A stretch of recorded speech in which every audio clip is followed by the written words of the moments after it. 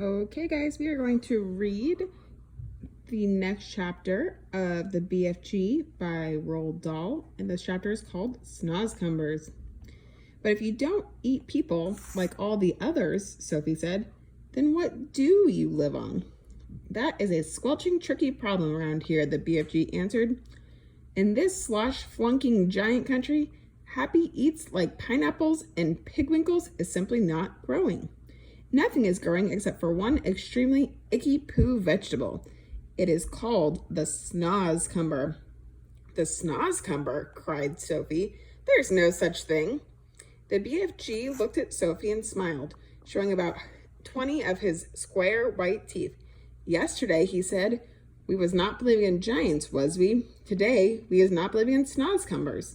Just because we happen not to have actually seen something with our own two little winkles, we think it is not existing. What about, for instance, the great squizzly Scotch hopper? I beg your pardon, Sophie said. And the humplecrimp. What's that? Sophie said.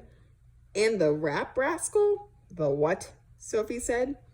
And the crumpscuttle? Are they animals? Sophie asked. They is common animals, said the BFG contemptuously. I is not very all-knowing giant myself, but it seems to me that you is an absolutely know-nothing human being. Your brain is full of rotten wool. You mean cotton wool? Sophie said.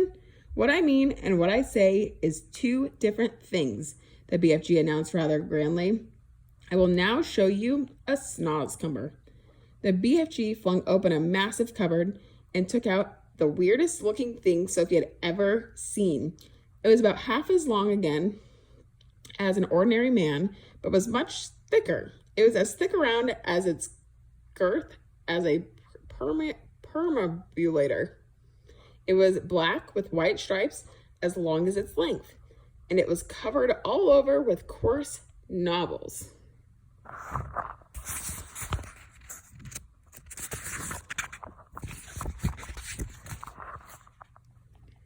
Here is a repulsent snozcumber, cried the BFG, waving it about. I squoggle it. I misprise it. I dispunge it. But because I is refusing to gobble up human beings like other giants, I must spend my life gozzling up icky poo snozcumbers instead. If I don't, I'll be nothing but skin and groans. You mean skin and bones, said Sophie. I know it is bones, the BFG said, but please understand that I cannot be helping it if sometimes I be saying things a little swiggly. I is trying my very best all the time. The big friendly giant suddenly looked so forlorn that Sophie got quite upset. I'm sorry, she said. I didn't mean to be rude. There was never any schools to teach me talking in giant country, the BFG said sadly. But your mother couldn't have taught you? Sophie asked. My mother? Cried the BFG. Giants don't have mothers. Surely you was knowing that. I did not know that, Sophie said. Who ever heard of a woman giant? Shouted the BFG, waving the snozcumber around his head like a lasso. There never was a woman giant, and there never will be one. Giants is always men. Sophie felt herself getting a little muddled. In that case, she said, how were you born? Giants isn't born, the BFG answered. Giants appears, and that's all there is to it. They simply appears, the same way as the sun and the stars. Now, and when did you appear? Sophie asked. Now, how on earth could I be knowing a thing like that? Said the BFG. It was so long ago, I couldn't count. You mean you don't even know how old you are? No giant is knowing that, said the BFG. All I is knowing about myself is that I is very old, very, very old and crumply, perhaps as old as the earth. What happens when the giant dies? Sophie asked. Giants is never dying, the BFG answered. Sometimes, and quite suddenly, a giant is disappearing and nobody is ever knowing where he goes. But mostly, us giants is simply going on and on like whipsy time twiddlers. The BFG was still holding the awesome snozcumber in his right hand, and now he put one end on his mouth and bit off a huge hunk of it. He started crunching up, and the noise he made was like the crunching of lumps of ice. Ugh, it's filthy, he sputtered, speaking with his mouth full of spraying large piece of snozcumber like bullets in Sophie's direction. Sophie hopped around on the tabletop, ducking out of it the way. It's disgusterous, the BFG gurgled. It's sickable. It's rotsome. It's maggot-wise. Try it yourself, this foulsome snozcumber. No, thank you, Sophie said, backing away. It's all you're going to be guzzling around here from now on, so you might as well get used to it, said the BFG. Go on, you snipsy little winkle. Have a go. Sophie took a small nibble. Ugh, she sputtered. Oh, no. Oh, gosh. Oh, help. She spat it out quickly. It tastes like frog skins, she gasped, and rotten fish.